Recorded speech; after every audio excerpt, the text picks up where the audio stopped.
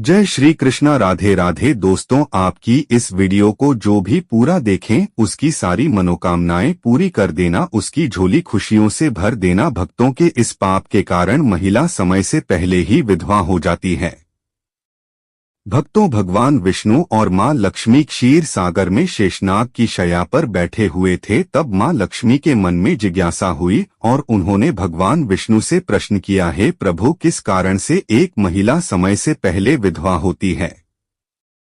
ऐसा वह कौन सा पाप है जो एक पतिव्रता नारी को भी विधवा बना डालता है? क्या महिला के विधवा होने के संकेत पहले से मिलते हैं तथा महिला का वह कौन सा अंग है जिससे यह पता चलता है कि महिला विधवा होगी या नहीं?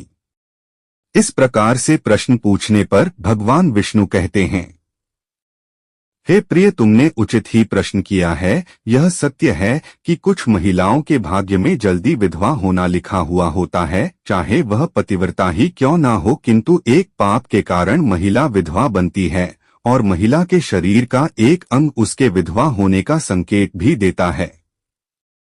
भगवान विष्णु कहते हैं, हे देवी, तुम्हें इस परम गोपनीय सत्य को बताने से पहले मैं तुम्हें एक कथा सुनाता हूँ। इस कथा में तुम्हें तुम्हारे सभी प्रश्नों के उत्तर मिल जाएंगे, इसीलिए तुम इस कथा को ध्यान से सुनना। भक्तों, भगवान विष्णु ने मां लक्ष्मी को एक अत्यंत सुंदर कथा सुनाई है। इसका कथा के माध्यम से भगवान ने समस्त मानव जाति के कल्याण के लिए कई महत्वपूर्ण उपदेश दिए हैं, इसीलिए आप इस कथा को पूरा जरूर सुने। इस कथा को आधा अधूरा सुनना पाप माना जाता है। तो चलिए शुरू करते हैं। भक्तों, एक समय की बात है, मध्य देश में एक अत्यंत धनवान सेठ रहा करता था। उसका एक पुत्र और 3 पुत्रियां थीं। उसकी तीनों पुत्रियों का विवाह अच्छे और धनवान घराने में हो गया था, किंतु सेठ की एक पुत्री को दुर्भाग्य का सामना करना पड़ा। उसकी एक पुत्री विवाह के कुछ ही वर्षों के बाद विधवा हो गई और अत्यंत दुख में जीवन बिताने लगी। उस विधवा महिला का नाम सावित्री था। सावित्री अत्यंत सुंदर, गुणवान और पतिव्रता नारी थी, किंतु उसके भाग्य में जो अशुभ लिखा हुआ था वही उसके साथ घटित हो गया। सावित्री के पति ने विवाह के समय केवल सावित्री का सुंदर रूप और उसके पिता की धन संपत्ति देखी थी, जिससे उसे भी जल्दी ही शरीर का त्याग करना पड़ा। बचपन से ही सावित्री के शरीर के अंगों पर उसके विधवा होने के लक्षण दिखाई दे रहे थे, लेकिन किसी ने उस पर ध्यान नहीं दिया था। सावित्री के पिछले जन्म के कर्मों के कारण उसे इस जन्म में विधवा होना पड़ा था। भगवान विष्णु कहते हैं, हे देवी, अब मैं तुम्हें सावित्री के पूर्व जन्म की कहानी सुनाता हूँ। उसे तुम ध्यान से सुनो। सावित्री का पिछले जन्म में एक ब्राह्मण के घर पर जन्म हुआ था। उसका नाम था यात्री। वह ब्राह्मण राजा को अत्यंत प्रिय था, जिस कारण से ब्राह्मण का घर धन धान्य से भरा हुआ था। उसके पास बहुत सारी धन संपत्ति थी, जिससे ब्राह्मण ही उन्मत्त और गर्भस्थ बन गया था। वह ब्राह्मण अपनी पुत्री गायत्री से बहुत प्रेम करता था, क्योंकि वह उसकी एकलौती पुत्री थी। गायत्री बहुत ही सुंदर थी और पिता के लाड़ प्यार से वह भी बिगड़ चुकी थी। उसके पिता उसकी इच्छा को पूर्ण करते थे, उसे कभी किसी चीज की कमी नहीं पड़ने दी। गायत्री ने अपने जीवन में कभी दुख नहीं देखा था और उसे अपनी सुंदरता पर भी अत्यधिक घमंड था।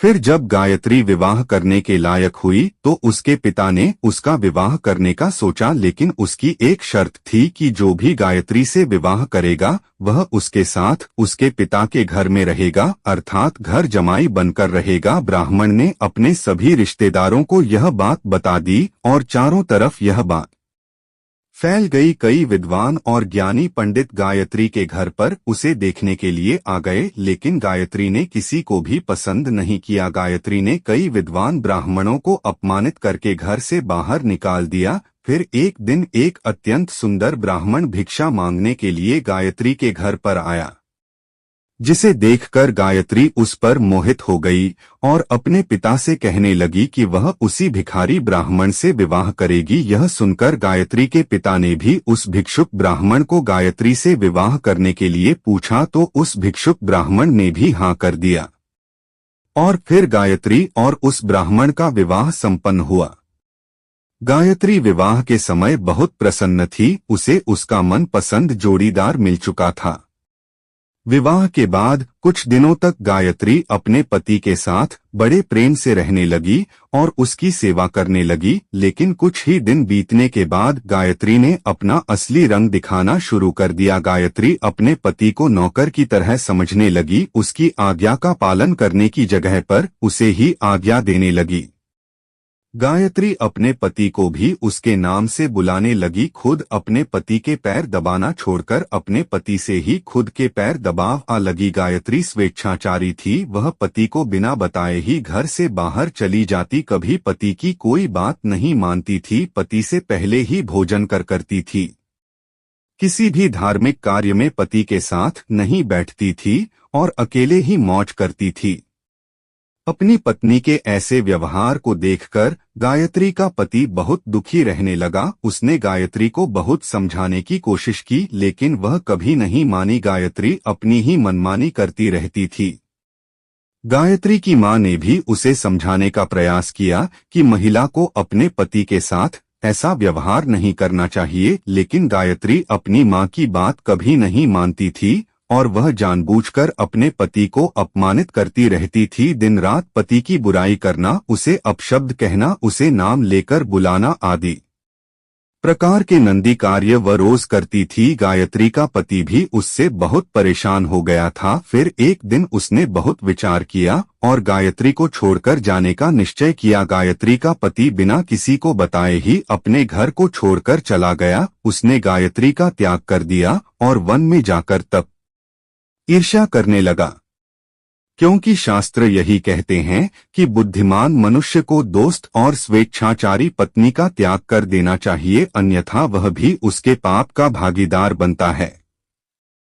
गायत्री का पति वन में जाकर तपस्या करने लगा। गायत्री ने भी अपने पति को खोजने की कोशिश नहीं की और बड़े मौज से अपने ही घर में रहने लगी।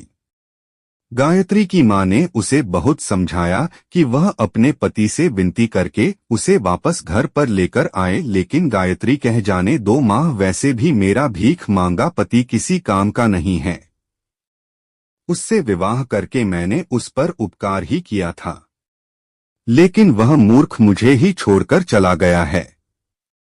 वैसे मूर्ख पति के साथ रहने से अच्छा है मैं अकेली ही रह लूं। मैं इतनी सुंदर हूं कि कोई भी पुरुष मुझसे विवाह कर लेगा। गायत्री की ऐसी बातें सुनकर उसकी मां भी दुखी रहने लगी। उधर गायत्री का पति ध्यान मग्न होकर तपस्या करने लगा और सांसारिक बंधनों से मुक्त होकर ईश्वर की भक्ति में लगा रहा। फिर कुछ दिनों बाद गायत्री के पिता के साथ अशुभ घटना घटी। उसे राजमहल में चोरी करते हुए सिपाही ने पकड़ लिया और राजा को इसकी खबर दी। राजा उस पर बहुत क्रोधित हुए और उसका सारा धन संपत्ति छीनकर उसे कारागृह में डाल दिया। सब कुछ छीन जाने के कारण गायत्री बहुत गरीब हो गई। उसकी मां और गायत्री आप दूसरों के घर पर काम करने के लिए जाने लगे। गायत्री के पिता तो कारागृह में बंद थे, तो उसे और उसकी मां को सारा काम करना पड़ रहा था। तब गायत्री को अकेलापन सताने लगा। घर में कोई पुरुष नहीं था, इसीलिए उनकी सहायता के लिए भी कोई नहीं था। अब गायत्री को अपने पति की याद आने लगी, लेकिन गायत्री का पति तो वन में सन्यासी बनकर बैठा था। फिर गायत्री अपने पति को ढूंढने के लिए मन में चली गई, लेकिन उसे उसका पति कहीं पर भी नहीं मिला। भवन में हर तरफ घूमने लगी, लेकिन उसे उसका पति नहीं मिला। फिर वह एक जगह पर विश्राम करने बैठे तो अचानक उस स्थान पर एक शेर आ गया और उसने गायत्री पर हमला कर दिया और उसी क्षण गायत्री के प्राण चले गए। मृत्यु के बाद 2 यमदूत गायत्री को घसीटते हुए यमलोक ले गए। यमलोक में जब गायत्री यमराज के सामने जा पहुंची तो यमराज ने उसके पाप और पुण्य का मूल्यांकन किया। यमराज कहने लगे, यह तो अत्यंत पापी महिला है, इसने कभी अपने पति का सम्मान नहीं किया, इसने बार बार केवल अपने पति का अपमान ही किया है या उसका नाम लेकर बुलाती थी और अपने पति के साथ नौकर की तरह व्यवहार करती थी। ऐसी दोस्त महिला को तो नरक में भेजना चाहिए। फिर गायत्री नरक में चली गई। अनेक वर्षों तक नरक में सजा भुगतने के बाद गायत्री को अपने पूर्व जन्म के कर्मों का प्रायश्चित करने के लिए फिर से मनुष्य जन्म प्राप्त हुआ। जो पाप गायत्री ने किए थे, उसी पाप के कारण गायत्री के शरीर पर विधवा होने के लक्षण प्रकट हुए थे। भगवान विष्णु कहते हैं, हे देवी, अब मैं तुम्हें उन चिन्हों के बारे में बताता हूँ जिस महिला के अंग पर ऐसे चिंता प्रकट होते हैं, वह महिला समय से पहले विधवा होती है। भगवान विष्णु कहते हैं, हे देवी, मध्यम आया तो दीर्घाया हानि व निदा अनामिका हर सभा भव्य शोभा नारी पृथु बासनी सुदूर।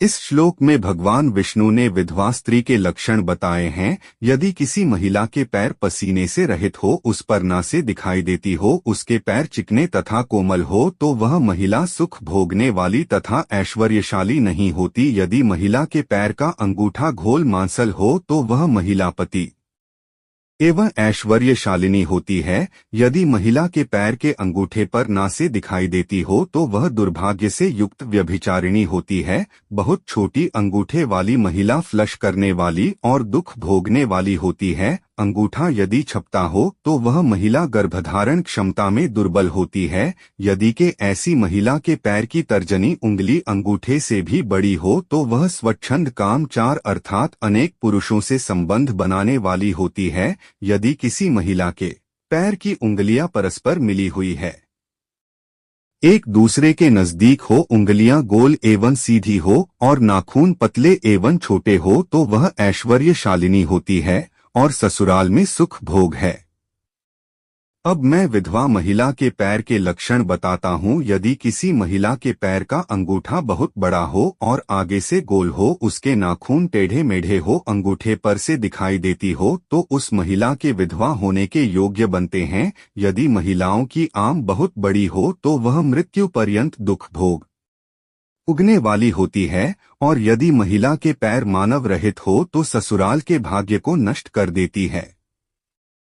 यदि किसी महिला के पैर की अनामिका उंगली बाकी उंगलियों की तुलना में बहुत छोटी हो, तो वह कलह करने वाली और घर के वातावरण को असहनीय बना देने वाली होती है। यदि किसी महिला के पैर की मध्यमा उंगली अर्थात बीच की उंगली ज्यादा लंबी हो, तो वह विवाह के लिए अयोग्य होती है। जो महिला चलते समय पैर पटक हुए चलती हो और धर्म धर्म आवाज करती हो, तो वह अपने पति का विनाश करने वाली होती है। भगवान विष्णु कहते हैं, हे देवी, इन्हीं लक्षणों के कारण सावित्री समय से पहला विधवा हुई थी। पिछले जन्म के कर्मों के कारण ही महिला के विधवा होने के योग्य बनते हैं। जो महिला अपने पति का अपमान करती है, उसका नाम लेकर बुलाती है तथा उसके भोजन करने से पहले ही भोजन करती है, तो वह महिला निश्चित ही समय से पहले भी होती है।